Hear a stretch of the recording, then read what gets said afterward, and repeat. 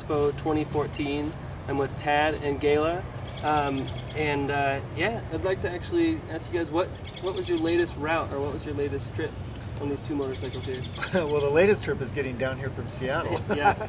We took the coast and a lot of good back dirt roads coming through Arizona. But Overland Now, our blog and our journal and stuff, is sort of the way, our trip of a lifetime, where we quit our perfectly good jobs and traveled for 14 months through North America, Mexico, and Central America. So what are the bikes here? Are they the... We have F800 GS Adventure over here, which is actually my second bike. I took a regular 800 GS on the route. Okay. And then mine is an F650 GS. Okay. Appropriate called Sassy Pants. Yeah. Yeah. Yeah, and it's been an awesome bike for our Sweet. Have you guys laid them down at all? Oh, yeah. Yes, a Yeah. lot. Probably, for me, more times than I can probably count. But I lost count at about 15. But Yeah. that was on our journey, for 14 months. And doing a lot of terrain that was challenging. Yeah. Gaila was a new dirt rider. She'd been riding a motorcycle for about 2 years beforehand, and then she stepped up and started doing the adventure thing, because I'd been doing it. I just had a KLR I bought and was loving that, but then got the BMW and I thought, this is the way to get out and go riding. Yeah. And she hadn't done much of it, but she stepped up to the challenge. It was right there. It's been awesome. So, was it intimidating getting on a bike kind of large like this, or did you think about getting a smaller size bike? Or? No, I started out riding a cruiser, and then, but no, I never thought about getting a smaller bike. And I actually had the single version of this one, an older single, but I knew for our journey it wasn't going to keep up well with the F800, so I got the twin. And when we took off, I'd only had the bike for, maybe a month, and we were just crazy packing up the house and getting all of ourselves situated to take off, and so excited about our journey. I'd never really actually driven it fully loaded, so when I pulled out of the driveway, I was like, oh. Yeah. So, but Nervous Nelly. we bonded very quickly, and it's been a fantastic bike. Yeah, that's good to hear. It actually worked out really well for us to do the two bikes the same, because the 650 is the same as the 800, so I just had to learn how to work on one type of bike. And I'm a hack mechanic, but I got better over the trip. So, we did all the maintenance stuff on the bikes, which I could learn how to do, and I don't have any mechanical training. Yeah. And it was great having the two bikes the same. So they performed great. Yeah, totally. So the biggest thing I think it's most impressive is that they were able to have like a decent career and then quit and then head out on the road. So maybe you guys could explain like what your vocation was before and I worked in city government, so I was a project coordinator in public works engineering for the city that I live in. And so I had been doing that. So my background is construction and engineering, and so in city government. And so that's what I had been doing for the 16 years previous to quitting and taking off. Yeah, and like a lot of the cities, the Gaila had opportunities there because the way the economy was changing, it was really a good time for her to take a break from what she was doing. Okay. And I've been in the corporate software world for a long time and had just sort of done enough of that for a while and needed to take a break. And the timing worked out for us both, just to take the break, take our savings, set a budget, and plan for a year and rent the house out and take off on the trip. Yeah, yeah. So, so you left decent jobs, and you were gone for, you said, 14 months, and now what? Well, I came back and jumped right back into Microsoft. They hired me right back again. Okay. And I was originally flattered and thought, that's really cool, that's awesome. Yeah. And the paycheck was really pretty nice as well. But after about 3 months of being there, I realized that it's not really what I wanted to do. Your mind had changed a bit? My whole mind had changed. Everything had changed. And Yeah. what used to be important isn't so important anymore. Yeah. Now it's much more important to care about people and the freedom you get from travel than the big corporate paycheck. So. Yeah. And in my case, I still haven't gone back to full-time work. I came home and I had a events coordinator job, kind of half-time events coordinator job, kind of landed in my lap, which is really cool because it didn't feel like work.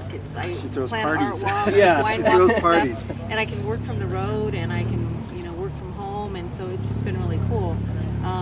But we've also developed a new business Okay. And I'll let Tad talk about that a little bit. Well, we had, as we traveled, we camped a lot, and in North America and everything, we camped about 60% of the time. And then we also did a lot of home sharing and homestays. Oh, yeah. You know, sort of couch surfing, Airbnb stuff. And we thought we did a lot of it with motorcyclists, and there's such a community with motorcyclists or travelers in general, right? And so we're trying to build an online community called MotoStays to encourage other motorcyclists to get out and travel and then stay with each other, open up their doors, and paying it forward. Yep. Exactly. Mostly it's such an awesome thing to go traveling, and traveling on your motorcycle is just, you know, this double bonus.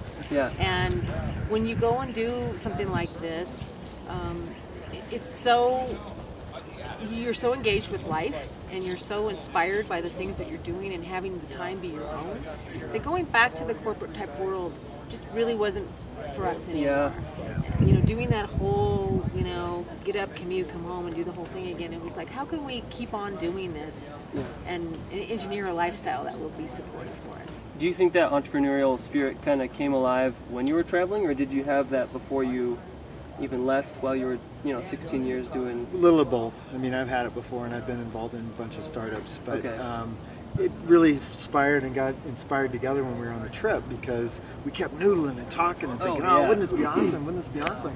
And so that really sprang the idea for MotoStays, and so now we're busy trying to get that executed. Yeah, it's like when you have hours on end sitting on a motorcycle, just thinking, like, there's a lot ideas. of think time. Yeah, that's really cool. So, what advice would you have for like new travelers or people thinking about it, for like quitting a decent job and just almost moving on with their life, really? Well, one of the things you have to take into account is you can quit a job, and if you have a reputation in the business that you're involved in, and if you do it well and politely, they'll want you back. I was talking to another guy here just yesterday, said the same thing. It's like he's from the printing industry, and he can go back to that job anytime he wants. Yep. Another guy said he just quit a job, didn't burn any bridges. He's from Australia. He's traveling here with us or in the area, and he said he can go back and do that same work again. You know, you might not have the exact same role, you might not get paid the exact amount, but you'll be able to go find something. Or you'll change and go do something different. You know, it's a great way to go do the thing you always wanted to do. Yeah. And I think the big thing is that there's life after this. And what that life looks like can be anything that you want it to be. You can go back into the same field of work, you can be an entrepreneur, you can keep traveling, you can do what you want. Yeah. You know, I think a lot of people have fear that if they take off and do this, they don't know what to expect when they come back. And the cool thing about it is, who cares? Build your life around whatever happens when you get back. You know, don't rob yourself of the joy of it today because of the what if tomorrow. Right. We're doing a talk here during the weekend on takeoffs and landings, because think about it, as an airplane person, you know, taking off is the most scary and landing is the most scary. Totally. The flying part's easy. But, you know, just take the time to think about a dream and do it. We just can't give you enough encouragement to go do it. We were on our around the world trip on our motorcycle. We were in Austria at the time, and we sat down at this bar, and right next to us were these two brothers. One of them was an attorney, and we just started talking, and they're like, "You guys are traveling around the world on a motorcycle? I would love to do that. Let me buy you guys a beer." We're like, "All right, cool." And so we were trying to get them all amped up, and he's like, "But I can't do a trip like that. Like, how would I be able to come back to my practice and, you know, my family and all this kind of stuff?" So you're working remotely, so there's usually ways that you can finagle some type of continual work.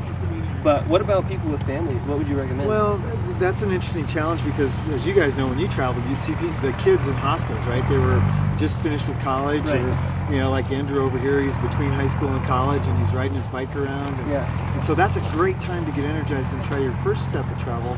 I have two now grown kids, and Gaila, she's awesome with the kids, and we have so much fun with them, but they're off on their own lives now, right? They're 27 and 24, and so now's a good time for us. Don't have to retire yet. I'm not that old. You know, I still got, 15, 17 years of working. Well, relatively speaking, working what way, but not a traditional retiring. Or like Adventure Trio over here, they are taking off with their son. Jack's riding with them.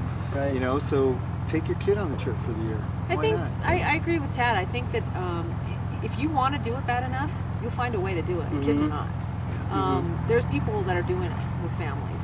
Yeah. And it's just, it takes maybe a little more planning and thought.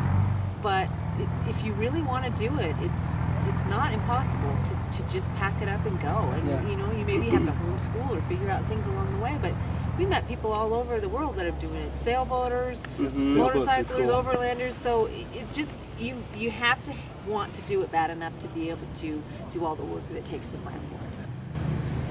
So it's we've backpacked around a lot. We just got done with a 4-month trip in our Westfalia camper van, but we love being on the motorcycle because you're not encapsulated from all the smells, the weather, the temperature, the people, and everything. Do you guys prefer motorcycle travel now after spending all that time, or? Well, I personally haven't taken a long journey like in any other way like this, other than you know maybe a week-long camping trip, car camping or something. So I've never really traveled long term any other way. So I can't really speak to that, but I say the motorcycle is an awesome way to travel. I'm not going to be so. Yes, they're awesome.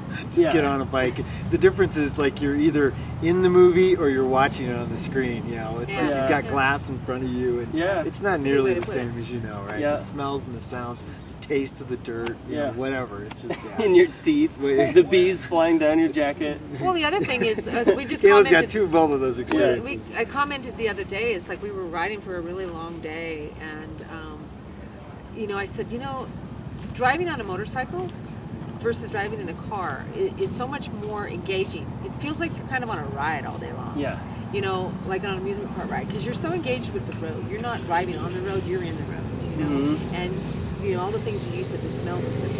You go seek out those really awesome roads. And so when we're on the twisties, enjoying the hell out of it, and the cars are going, oh, another turn, we're loving it. Yeah. So bring it, you know. Right, totally.